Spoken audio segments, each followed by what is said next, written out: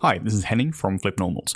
In this series, we are going to take a look at everything you need to know in order to get started with ZBrush. We go from the most basic features to really advanced features in ZBrush, and we're going to be ending up with how to sculpt a cave troll from start to finish.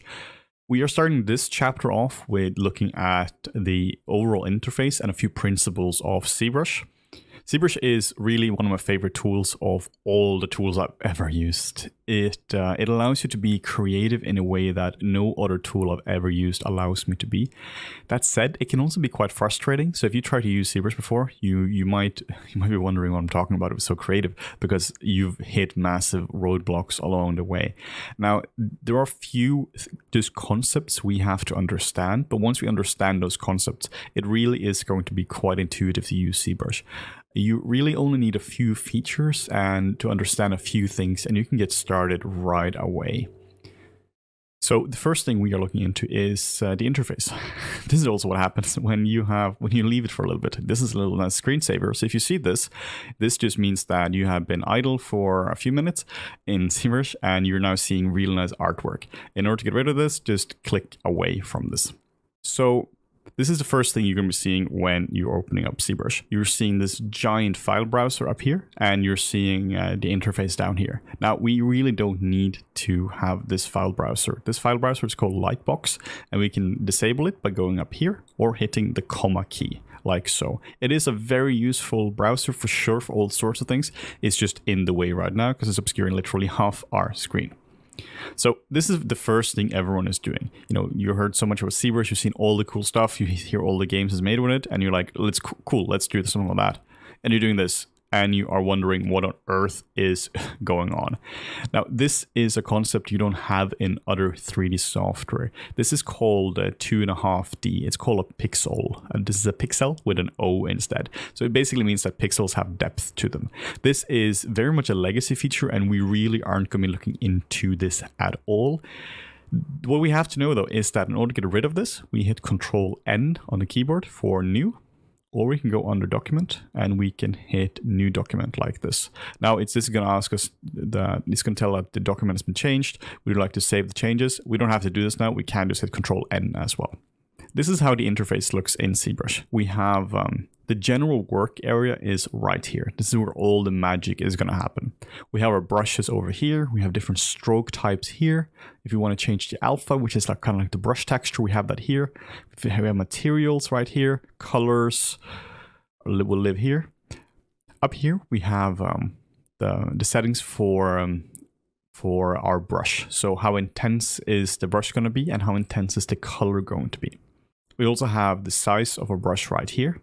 And up here, we have a bunch of menu items. Now, in reality, most of these are not very useful. You could really make a custom interface where the majority of these are gone, and you're going to be using like 80% of them like every 2 years or so.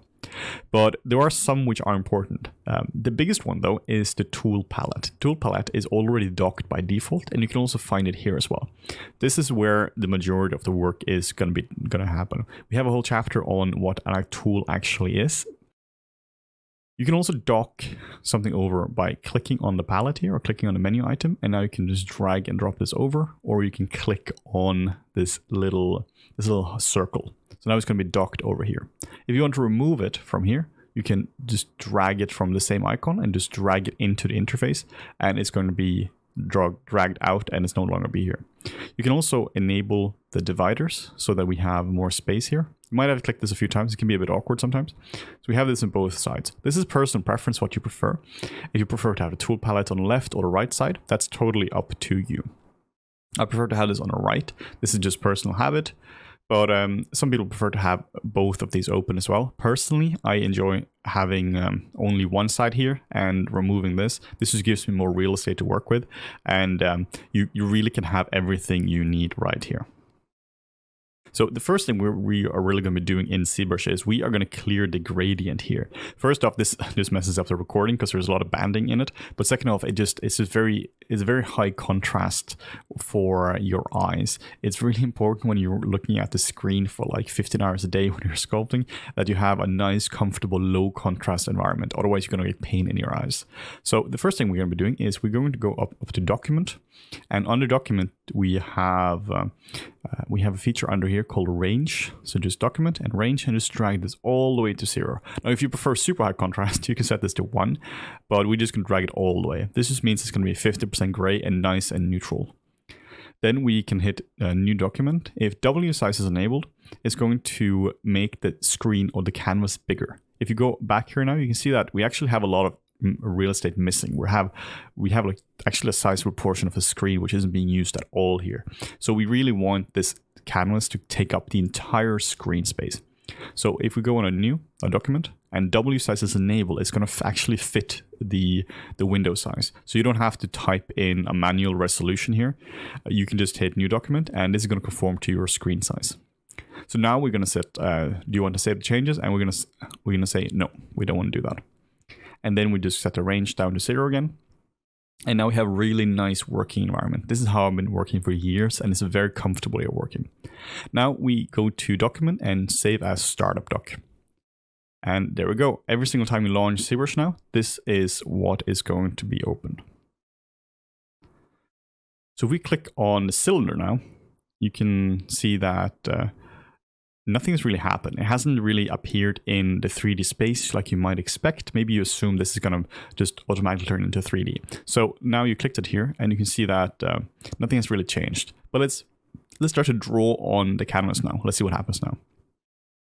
Now we have a cylinder, and let's drag it around again, and we also have another cylinder. This is again the 2.5D magic of ZBrush. So you might be doing this for around 32 seconds, and now you get bored, and you're wondering, all right, so seriously, what is the fuss about ZBrush? And again, this is all legacy. You're not going to be working like this. The magic happens when you click the edit mode.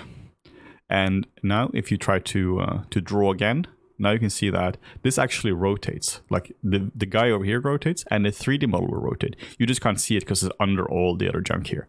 So again, hit Control N, and now you can see that we have a little 3D model here. Now we cover navigation in a whole different chapter, but we can, this is a little teaser. We can hit the F key, and this is going to frame it up like so. If you want to just quickly zoom out, you can hold Control and right mouse button. But again, we have a whole separate chapter on that.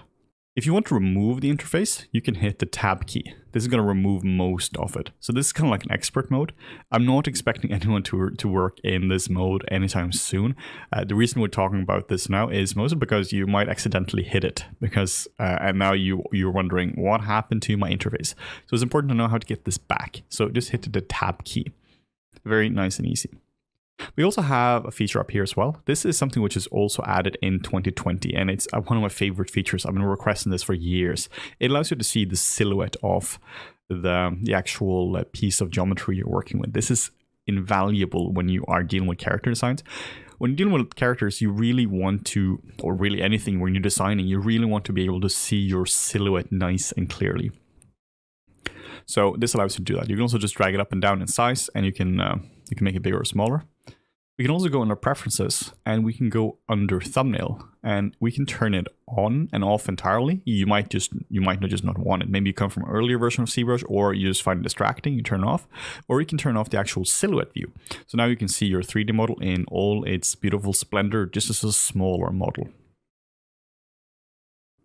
We also have the guy over here as well, which is this is also a new feature in 2020, and it's a really cool one. It basically allows you to quickly navigate around, and also to make sure that you can see the model being straight on. This can sound like a weird issue, but one of the actual problems in ZBrush is that you never really knew which way your model was facing. If you're just dragging out a model like this, you didn't really know if this was facing upside down or which way it was going. So this allows you to just quickly see which way it's actually facing.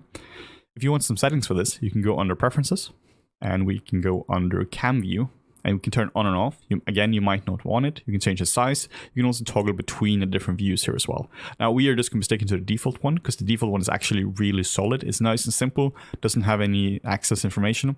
So very nice and easy feature to use. We're also going to be changing just a few things in the preferences now. We are going to go under Preferences. This is where everything regarding settings in ZBrush is going to live. So what we're going to be changing is we're going to go under interface. So preferences, interface, and navigation. And we're going to just change or disable right-click pop-up. We're going to see this in the navigation chapter, that all navigation is revolving around the right mouse button. So if you were to just hold a right mouse button, you're navigating. Also, if you click the right mouse button, you have this menu. This is going to mean that you're navigating and then you're accidentally clicking something and you change the brush size, you change all the settings, and it's a whole mess. So preferences, interface, and right click pop-up, and disable this. Now this is gone forever and you will thank me later for that. You can go to config and you can hit store config, and now it's going to store everything we just saved. We can also change the material here. We have a separate chapter on this, but needless to say, we don't want to use the red matte cap. It looks a bit funky, and we're just going to switch into basically anything else from this. We also have a category up here called C plugins. We aren't really going to be covering a whole lot of this, but just know that there is a whole section on plugins in ZBrush. These are more advanced features, and oftentimes when ZBrush will update a new feature, they're not going to add it as an actual feature. They're going to be adding it as a plugin. This is due to the architecture of ZBrush is pretty old and can be hard. It can be hard to work around it. So oftentimes it's easier to make it as an external plugin instead. As a quick tip as well, if you want to get documentation on different features, you can hover over it. So let's say we go here and we hover over it, and I can see that all subtools are low subdivision level. So that's cool. But if you hold a control key, you get even more information. So wherever you are in the feature or in the interface, and you're wondering how to access something, or if you're wondering what the feature is doing, hover over it, control key, and you get this awesome documentation. This is something I'm missing from other software because it's so handy. You basically don't have to go into the help docs ever. So the way we navigate these items as well as these menus is made for tablets. So if we were to just go to the left side here, you see the text is here, and then the left side we can just drag it up and down like so. We can actually hover over it as well. So this does not work with a scroll wheel. Like I have a scroll wheel here now and it doesn't do anything to it. So we have to use the mouse. Like if you're using a mouse, you shouldn't do that. But if you are, you can just click it, or you can just click and drag with the tablet. So we can open an item by holding down or just clicking on it, and we can open multiple items by holding shift on it and clicking on them. So that's a general introduction to the interface. We will, of course, cover all the features you need in ZBrush to get started with everything. But this is a quick overview of the features and what edit mode actually is. Make sure that this here is always enabled when you're working. This is one of the major features features which beginners overlook. That is the edit mode. So yeah, we will get started very soon with the rest of the amazing features of ZBrush.